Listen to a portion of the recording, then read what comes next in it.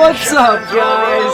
Tim Zabriskie here, back at it again with the brand new vid. I'm gonna turn the lights on.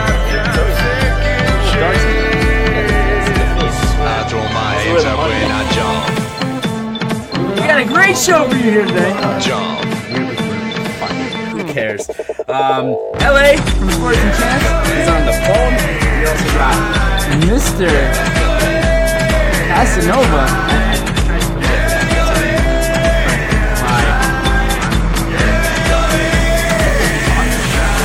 At the Bills game today, and I lost, and we lost, so, you know, it's a little depressing, and, you know, I had a couple years there, but we're doing it. LA, what's going on? Well, I'm a little upset. I watched the game today. It was a rough one.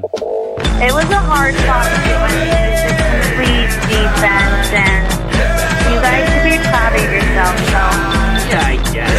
You know, it's one of those things where I looked at it and I said, you know, we shouldn't have probably been there, but we were there. And you guys had like up and down here. You kind of ended in and you guys had like all these different scenarios to make it into the playoffs. Exactly. Yeah. You know. So there was all these different things that were going on, but the game itself, it's like we did miss the first half, but you know, to me, the first half didn't really make or break it. What really broke it was I think it was interception that sealed it, right? Yeah, definitely. Definitely sealed the fate. It also sealed the fate was also. And Tyrod Taylor going down, that was a hard hit.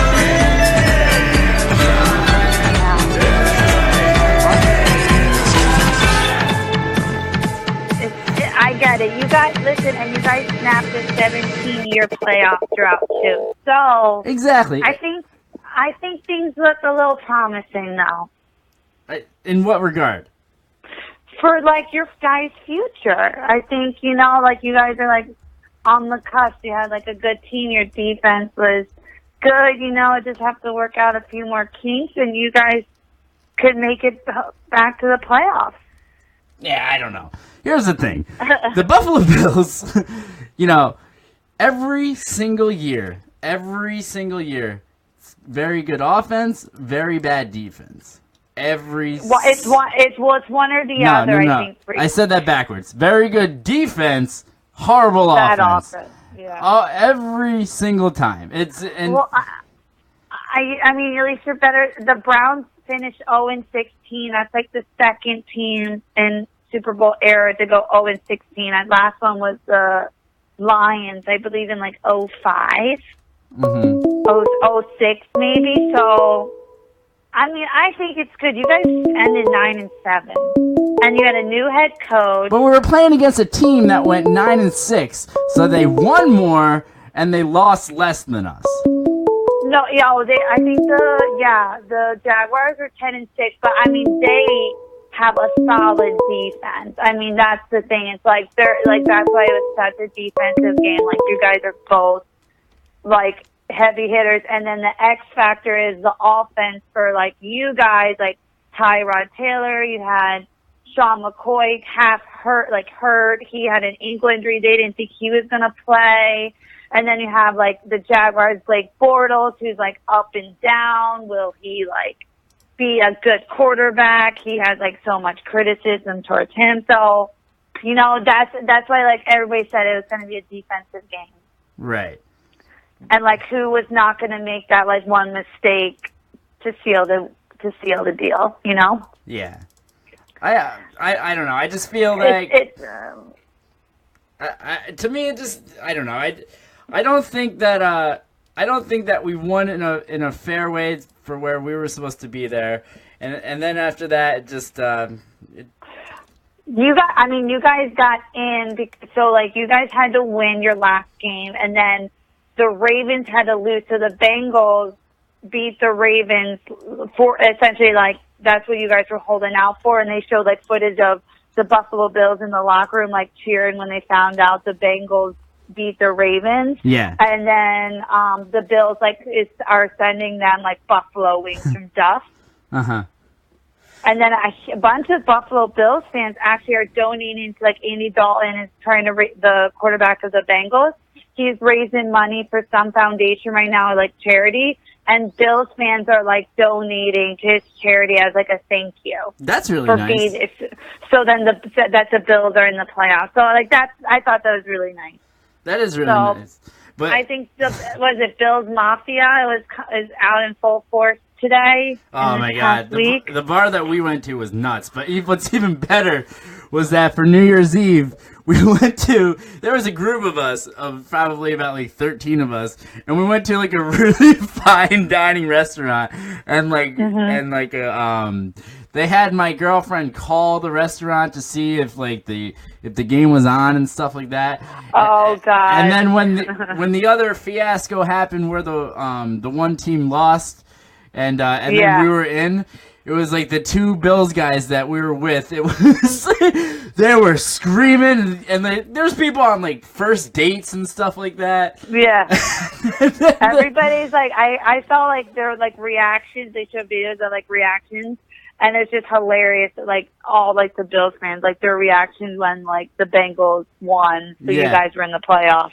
Oh my gosh, it's amazing! It was so good. Listen, that's what football is all about, bringing people together, right? Absolutely. Whether you're in a sports in general. Yeah. Whether we're in a fine dining restaurant or we're at the bar where we just completely take over the bar, it's nice. So, is there anything else going on in sports? That was the big thing for me today. The big thing is like it's first weekend of the playoffs for football, so it's the wild card weekend where you guys made the wild card and so did the Tennessee Titans. They upset the Kansas City Chiefs yesterday. Yeah, I actually watched that game too. You should be really proud of me. Yeah. Oh, I am. Like that was such a good game. But I'm like, I don't know. I feel heartbroken for like Alex Smith. He's a good QB, like deserving. Andy Reid's a good coach. He just has made mistakes in the past few years when he's made the playoffs with like time management and the clock. So I know a lot of people out there would agree with me. So the Tennessee Titans, but good for them. I mean, they were counted out and they had to win their last game of the season and something else in order to make it. So, that was a good game. And then the Atlanta Falcons beat the Rams yesterday. So essentially both home teams yesterday lost. Right.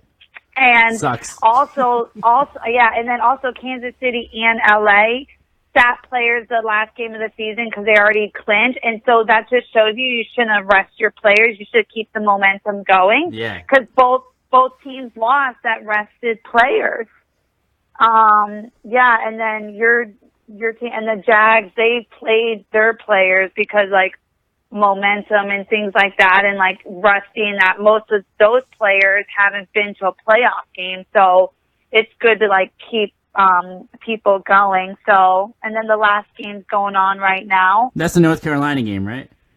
Yeah, they actually pulled within 5 points of the Saints right now. So that's a hard fought battle, and like they're both in the same division, so they play each other anyway twice a year. Okay. And then they're going up against each other in the playoffs too. So it's great how they're part of the NFC, that you have 3 NFC South teams in the playoffs. So Atlanta won, and then these 2 teams are playing now. Cool. That's awesome.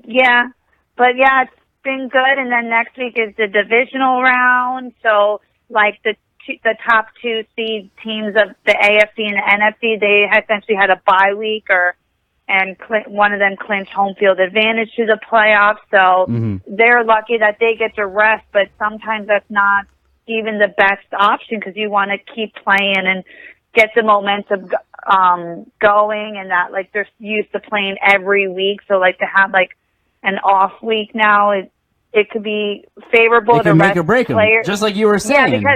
Yeah, because it's like great. It's great that you can rest players because some teams are beat up by this point in the season, and there might be injury plagued as well. But you want your players, like, they're so used to routine right now and, like, playing that it could throw them off, and you never know. I mean, it could be an advantage, it could be a disadvantage. Definitely.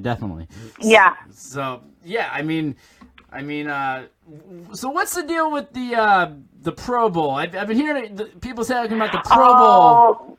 Yeah, it's usually the weekend, so it's the weekend before the Super Bowl. Okay. And it used to be always in Hawaii.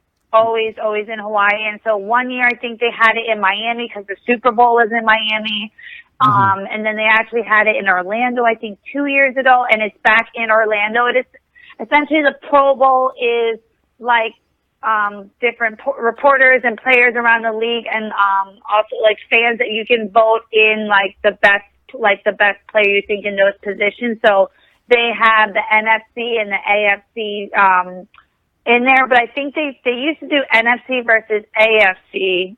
But to switch it up, because a lot of people don't really watch it because players don't go all out because they don't want to get hurt or injured, and it's supposed to be like a little more fun and like, oh, I made it to the Pro Bowl. Yeah. So I think they started having where it was like Michael Irvin like was a captain and Jerry Rice was a captain, and they essentially picked their teams. Mm-hmm.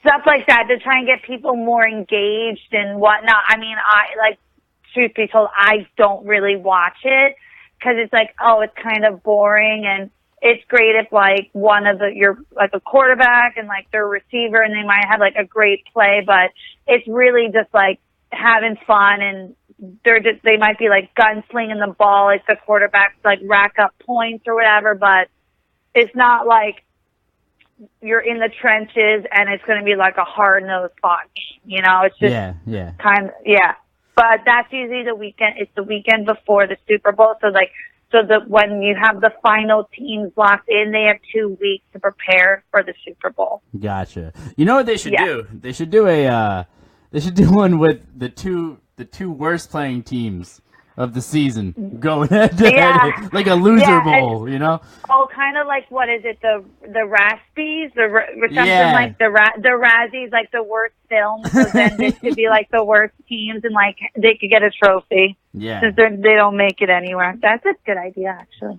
This is what I'm here for. All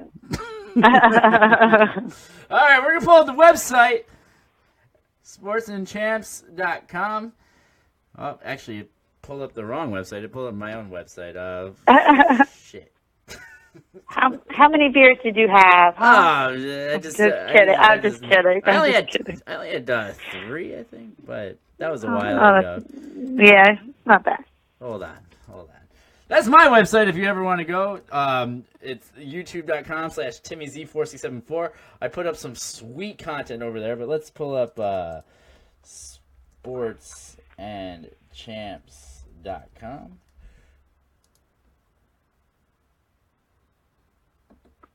All right, so tell the people more about your website as I'm actually on it right now. So it's just an easy and approachable way for you to learn about sports. Kind of tries to simplify different aspects of like football, basketball, baseball, and just make it easy for you to learn. And you can be involved in the conversation and not feel left out if one of your friends is, like a group of your friends is talking, and you can feel like you can participate in the conversation. Absolutely. All right, LA, we will talk to you later. Thank you so much, and we will be right back. Promotional consideration paid for by the following.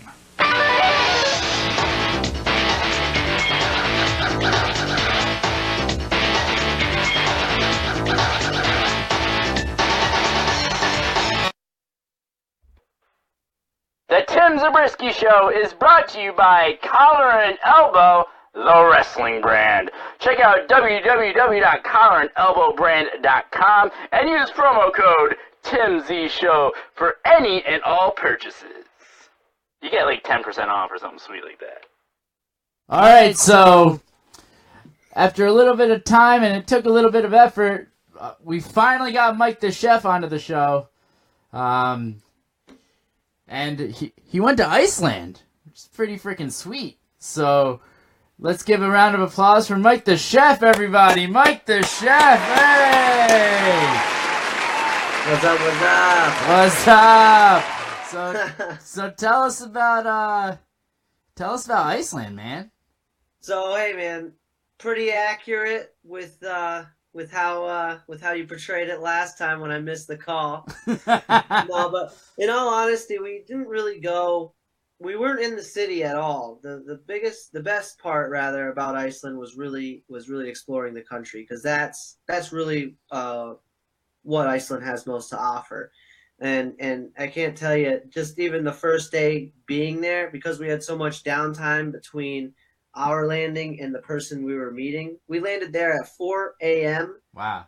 And we were waiting for somebody to land at 1 p.m. So we couldn't really go far from the airport, Keflavik, which is south of Reykjavik, which is the capital. Cool. So we got to explore a little bit and check out like the Blue Lagoon. And because the sun doesn't rise until around 10 a.m., you have all this time to do things before the sun rises. So we couldn't really go far from the airport, Keflavik, which is south of Reykjavik, which is the capital. Cool. So we got to explore a little bit and check out like the Blue Lagoon. Because the sun doesn't rise until around 10 a.m., you have all this time to do things. So we couldn't really go far from the airport, Keflavik, which is south of Reykjavik, which is the capital. So we got to explore a little bit and check out elevation type of terrain, so you can see just about as far as the eye can see. Now, how long were you there for?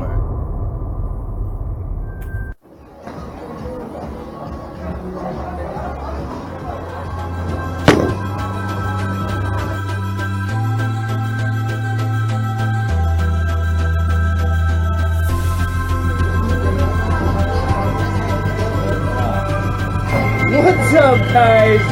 Kenny Risky here. Back at it again with a brand new vid. Oh, let's have some fun.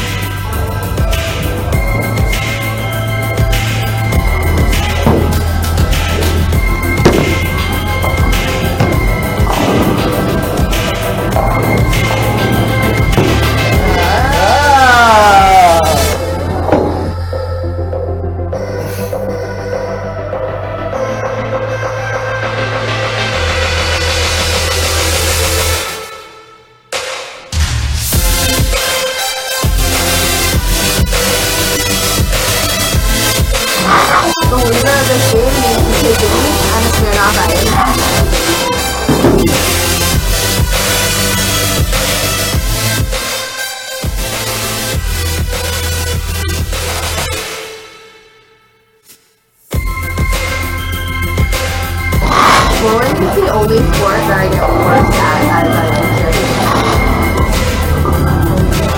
Alright, you're up, plugger. There's no way I'm doing that Smirnoff.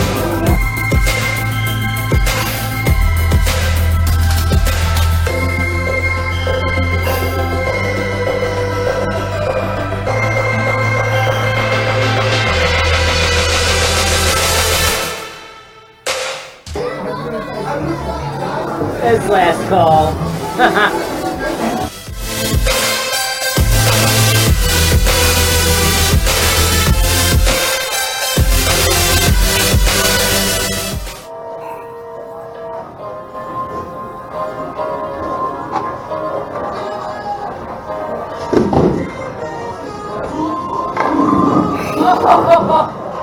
Oh my gosh!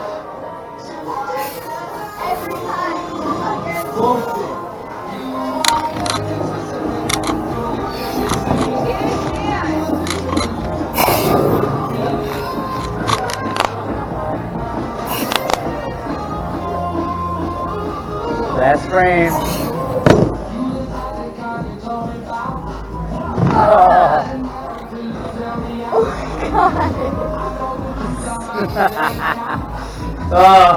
Oh, you know why she's really mad, guys? Because she's gonna have to do a Smirnoff Ice in the parking lot of a gas station.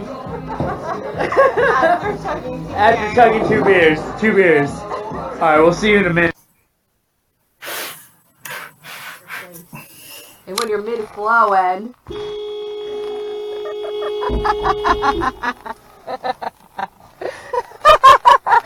Oh shit, I hope the cops don't come! Alright. Yo, Reed, where are we going? Here we go, Tuesday! Karaoke Tuesday. So much for bowling.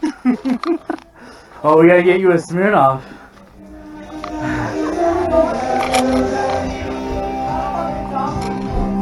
Oh, this is what I'm talking about. Mark the Shark. There's Mark the Shark. Hello to Timmy C, baby! Yeah! Oh, it's Mark the Shark. He's fantastic. Alright. Is this still recording? Oh, I thought I shut it off. That's how you should end it.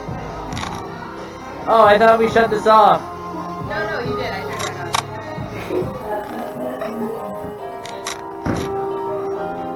Well, I hope you guys enjoyed the video. Make sure you like and subscribe. Yeah, you gotta do that at the parking lot. Oh, we're gonna do that at the parking lot. Alright, don't like and subscribe yet. Wait till the parking lot, apparently.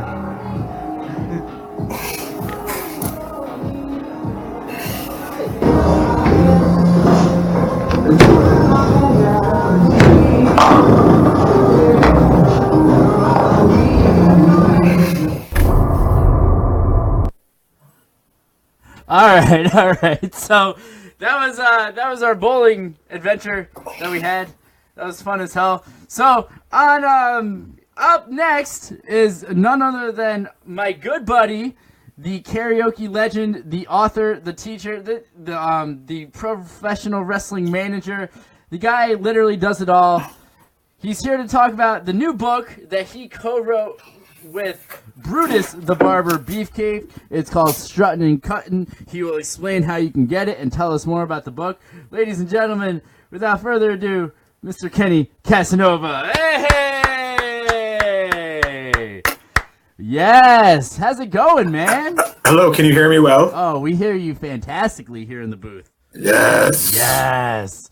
The new book, Brutus Beefcake, Struttin' and Cuttin', is available at BrutusBeefcake.com. All right, awesome. continue. Awesome. So tell us more about the whole process. Tell us about Mr. Leslie. Tell us it all, man. Just start going. All right. Well, first we started with this. This is what got me into the game. Kamala Speaks. I wrote this book to start with. Some of you wrestling fans may remember this guy, Kamala. Kamala's the man. Yeah, he was pretty cool. What happened was he lost both legs to diabetes, and I decided to help him out after being a manager myself and managing Kamala some as Kim Chi and doing a number of things in the pro wrestling industry. I gave him a call. I said, let's do a Kickstarter, and let's get your book out there so you can raise some money to help you with medical costs. And we raised him something like 65 grand now, something Holy crazy like shit. that. Congrats to you. Yeah, That's so it's awesome. Yeah, it's done really well for him. So after this book came out, I started to look into doing other people's, and I got to talking with Brutus, and he wanted one. He had worked with a guy named, I think, someone Epstein. His last name is Epstein. And anyhow, that guy passed away before he finished his book. Shit. And all of the notes and everything went into obsolescence. They couldn't find it. They don't know what happened with it. So we started over from scratch, and I interviewed Brutus for a course of about a year or so. Okay. And we put together this book here. And, now, where's he located? He's in Florida, right? He's in, he lives actually in Largo, but he's billed out of Tampa. Gotcha. Yeah. Yep. So Key Largo, Montana. There you go. Yes. Baby, why don't we go? Exactly. I wish I was there right now, considering it's like -20 out or something like that. Exactly. It sucks here in the Northeast. So tell us about a lot of the interactions that you had with him. Did you have a lot of face-to-face interactions? Keep plugging like that. That's sweet. I love it.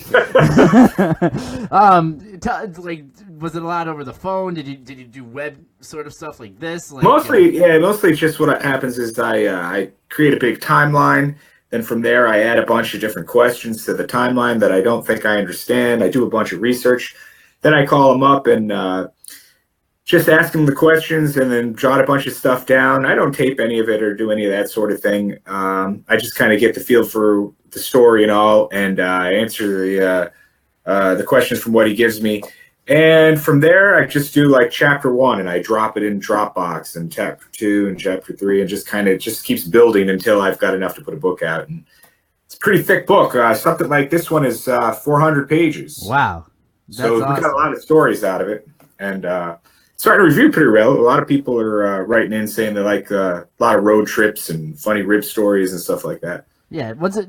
Give us one. Give us something that he talks about. One that's funny that I think that people have mentioned on recently is Andre the Giant poop story. That's what we call it. And there's a bunch of poop stories, and I can think of 4 of them offhand. But this one, the way that it worked was there's this guy named Buddy Rose, Playboy Buddy Rose, big heavy guy, blonde hair. Andre used to like to play cards before a match, and he'd sit around the tables with the boys in the locker room, and they're playing cards, and Brutus is at the table, and all of a sudden, out of nowhere, Playboy Buddy Rose comes running down the hall after a toilet flushes, and he's holding a turd in his hand. He took a crap out of the toilet and ran down the hall, and all the boys saw him before they got to him. They got up and ran out of the way, but Andre the Giant, being the huge individual that he is, hence the name the Giant, he couldn't get up and get out of the way in time. So he's just kind of cowering, like, he's like, boss, get it away. And Buddy Rose is putting it right up to his face. What a dick. He's like, no, boss, no, get it away. So eventually later on that night, there's a big battle royal, and all the guys come out to the ring, and Andre the Giant comes out to the ring last. And right when the bell rings, normally the way that it worked was everyone would jump Andre. And the idea was, you go after the big guy and you toss him out, and, you've lessened your chance at losing the match. Well, for this one, he went around to all the guys and he said, don't come at me first. Don't do the regular thing. I got to get Buddy Rose. So all of the guys kind of like got in the ring, and right when the bell rang, they all backed up, and Andre grabbed Buddy Rose, put him down in the middle of the ring, and he put his knee on his back. And then he held his hand in the air, and he just took his. And now I don't know if you ever seen Andre's like T-shirt and stuff. Like they've got like his hand, and it's like the whole freaking hand. Yeah, his hand was massive. I mean, it was like it looked like this, without perspective. Right. The fingers were like massive. They were huge, So they said Brutus said that he immediately went to checking Buddy Rose's oil. So he just started digging into his butt. And Buddy Rose is like, oh, what are you doing? What are you doing? What are you doing? And then Andre the Giant waits a second. He says, I'm just checking to see if there's any more turds in there I need to worry about. So, that's one of the big stories that people are kind of like laughing about in there. Yeah, that's great. Now, I don't even know where to go after this story. Well, I'll give you another one. There was another time where Brutus and Andre were in Japan, and from there, Brutus said that Andre the Giant was up in his room, and I think he had been drinking in room order, room service, and this and that. And he calls him up. He said, "Hey, you ready to go? Let's get down to the airport. Let's get out of here." So Andre comes down, and he said that like it seemed like the whole place started to shake, and then there was like an alarm. There was a siren, and he thought it was like an earthquake or something. But then he saw all of these guys in hazmat suits go upstairs. And it turned out that Andre the Giant had taken a big shit in the bathtub in Japan. In the hotel, because he couldn't fit in the bathroom. So before he left, he took a shit in the bathtub. And all the guys went upstairs, and I guess they were flipping out. So Brutus went up, and he saw some of it. He went to see some of the site, and I guess they were all like, screaming, "Oh, no," kind of like, and they had to clean, I guess, like this massive Andre the Giant shit out of the toilet. I mean, out of the bathtub. Massive. Yeah, that's nuts. Yeah. So I do remember though right when Brutus announced this book, Hogan out of nowhere like sends out this tweet that was just like, "Oh, better lawyer up." Yeah, no, that's totally legit. Is it really? Because I thought he was just it was a work to kind of help his buddy. Well, some people thought that, but when the lawyer was calling me up, I knew it wasn't a work.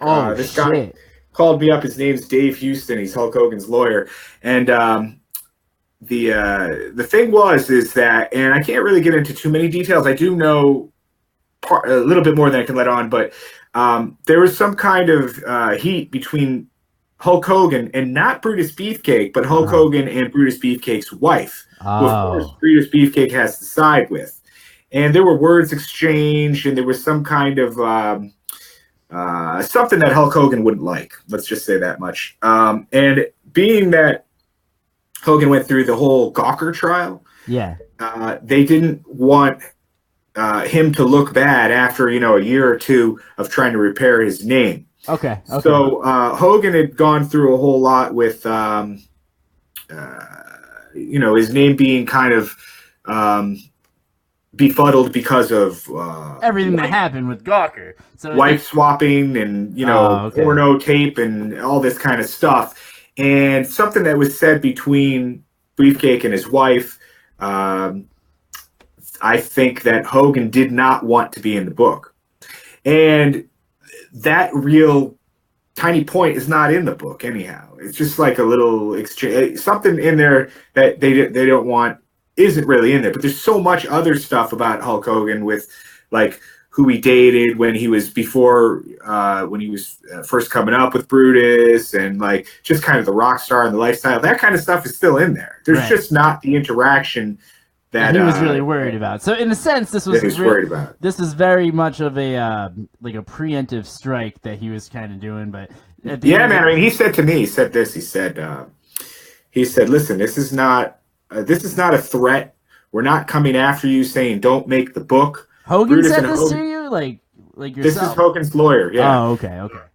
We're not saying don't make the book. They were friends a long time. We know they're kind of on the outs right now, and I don't know how, if ever, the friendship will be repaired. Right. But we hope one day it might, because there's a good 35 years of friendship thrown down the drain. If not, so the idea is he said, but if you do put something out there that's going to further hurt his name, and you're not truthful in the way you tell stories, and you make him look bad, then we will have to sue you. Yeah. And this is not a threat. So, but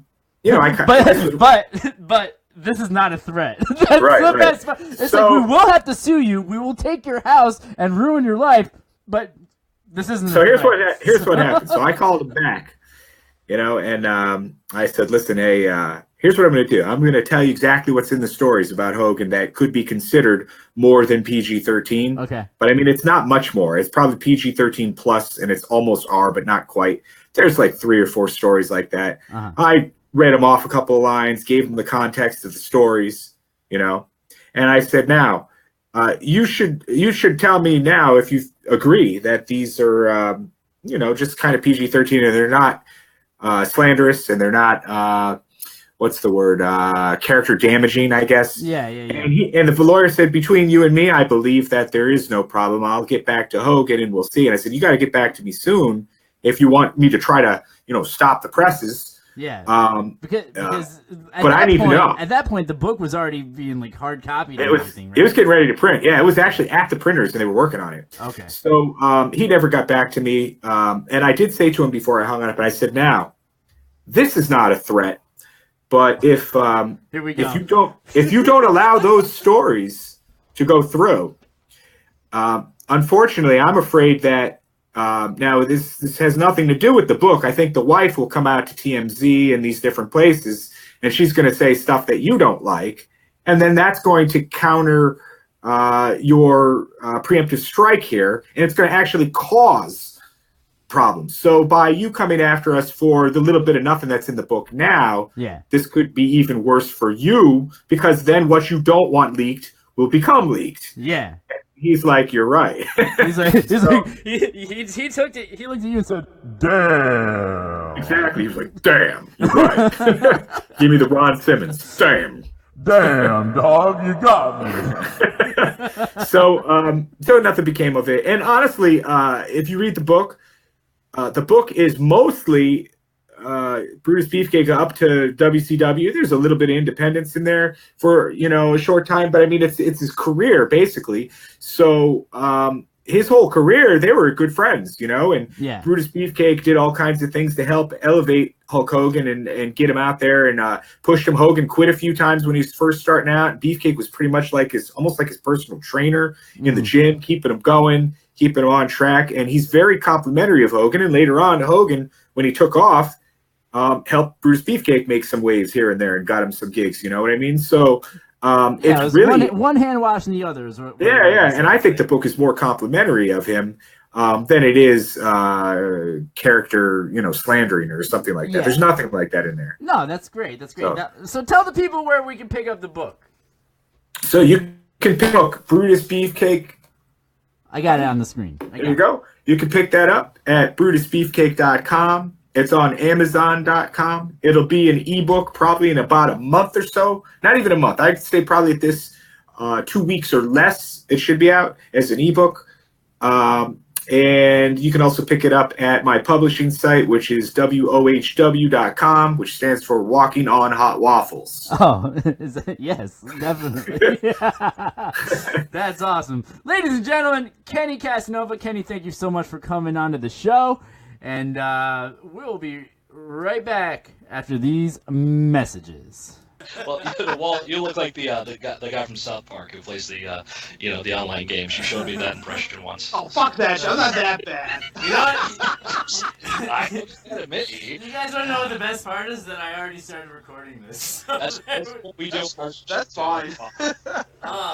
It's more funny than anything else. Oh, this is fantastic. I'm a little disappointed we're not doing the video because I want to do like the Black Scorpion for you. Are you wearing face paint right now? Is that what you're saying? You're not stop me. I'm Inspector Gadget. I don't know who you are, man. I don't know. Shockmaster as well. Same voice. This is already one of the best interviews I've had on the show. This is fantastic. All right, so for the quick introduction, I am on the phone, or not on the phone, but I put it on the phone on the graphic, so you're on the phone. They don't have to know the truth. With the Curtain Jerkers. What's up, guys? How's it going? Hello, Tim. It's Walt and Scott. I've known these guys for freaking years, so this is fantastic. And I wanted to start by telling you guys a story, and I don't get the chance to really tell stories with wrestling terminology anymore, since I don't wrestle anymore, nor do any of the people at the bank I work at really understand wrestling terminology. So I felt like this was a good opportunity to do so.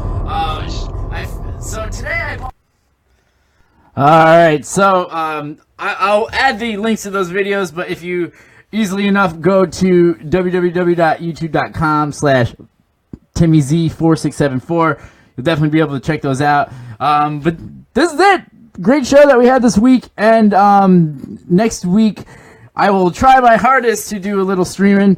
Northeast. I'm gonna be in Florida with my feet up in the air next to the pool, having some tequila, maybe? I don't know. We'll figure it out. But thank you so much for watching, and catch me outside. How about that? All right. Have a good one.